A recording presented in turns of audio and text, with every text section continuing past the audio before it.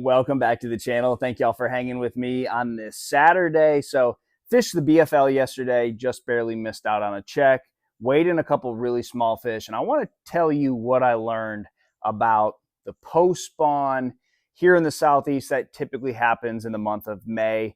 It's a really strange time for fishing. You'll have these feeding periods where the bass just bite everywhere, and then you have long lulls where you don't catch anything. And you know, what I think about that is it's springtime and you have a lot of fish that are around where you're fishing. It could be offshore structure, it could be shallow cover, but there are a lot of bass hanging around. They're just in what we call the post-spawn funk.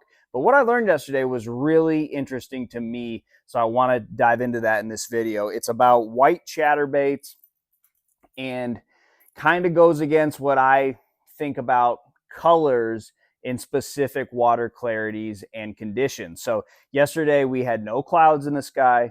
We had a high sun.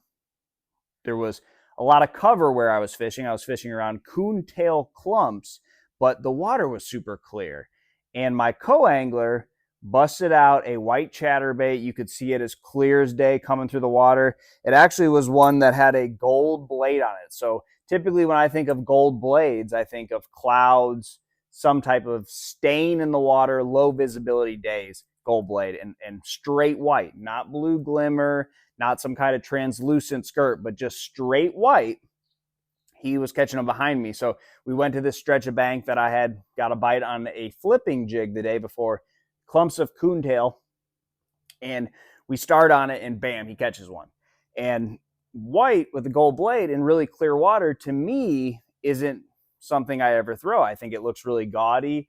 You can see it as plain as day. I want to be throwing like a brim color or a blue glimmer, depending on, you know, shad or bluegill, but I know there were bluegill spawning around. So I had a green pumpkin chatterbait that's over there. So I kept throwing that and I wasn't getting any bites on it. He catches another one on it. So right there, that should have been enough for me to go, all right, go in my box. I don't know why this is happening. I wasn't putting it together at the time. Get a jackhammer, half ounce that he was catching them on, grab one with a gold blade. I'm prepared. I have all my chatterbaits. I have a box with just hooks and skirts in it. These are the blue glimmer ones.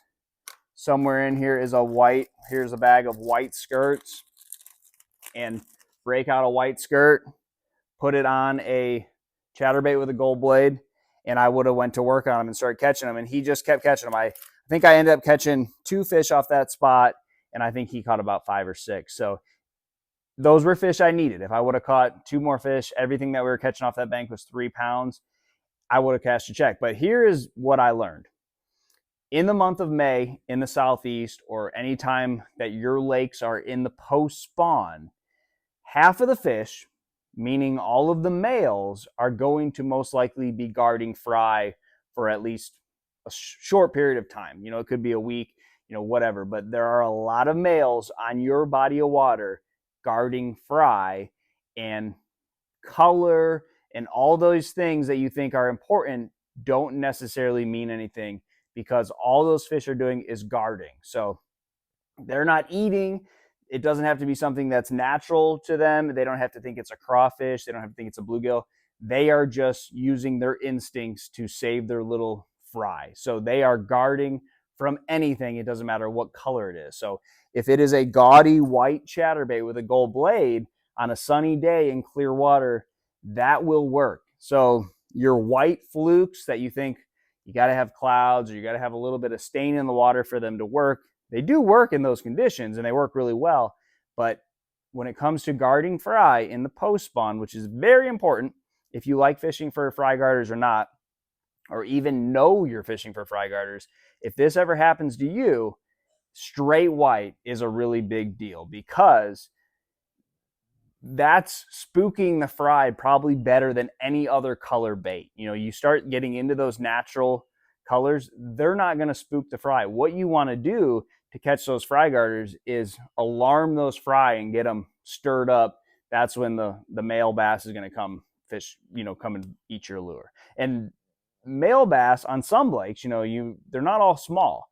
On Gunnersville, really healthy, good fisheries sometimes have males that are up to 5 pounds. I know fishing down on Lake Okeechobee, you would catch 5 pound males. So those fish play big time. They would have played big time for me yesterday, and I just didn't put together. I kept throwing that green pumpkin chatterbait. I tried swimming a jig a little bit in there, but I had a more of a translucent skirt, more of a translucent trailer. So that wasn't something that was really alarming those fry. It wasn't getting them stirred up. I cranked a little bit, caught one crank in there, but that wasn't the deal. The deal was straight white chatterbait with gold blade. This doesn't just work in dirty water, doesn't just work on cloudy days. It can work in clear water and days with bright blue skies. So try that, guys, in the post spawn. It's a big deal. Good luck to you, and I'll see you on the water.